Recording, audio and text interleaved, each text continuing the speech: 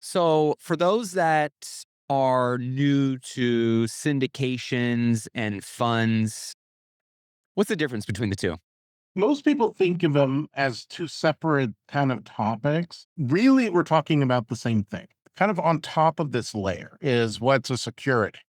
So, a security is anything that where there's going to be a passive interest and that person is expecting to earn money from the work of a third party, right?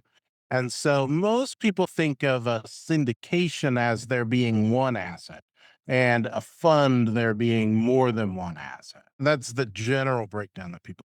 When do you think, for those that are either a syndicator or maybe they have a deal or an opportunity that they are looking to syndicate versus them considering multiple opportunities, when would an investor use, in your opinion, a syndication versus a fund model? Which applies and where best from your experience?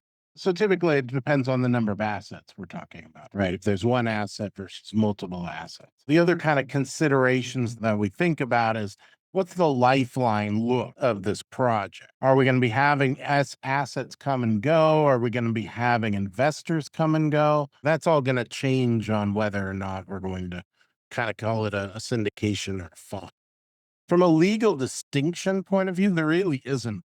So it's really more in the matter of how we set it up and structure it and ultimately convey that structure to the investor so that we can tell the right story.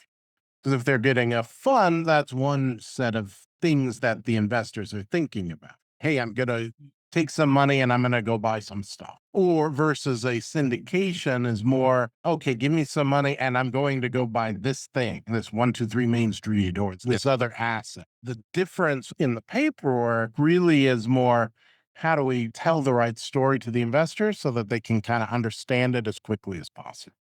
Yeah, I always kind of tell people, depending on what your short term and long term goals are yourself and what you think is best aligned with the capital that you're trying to bring into the opportunity.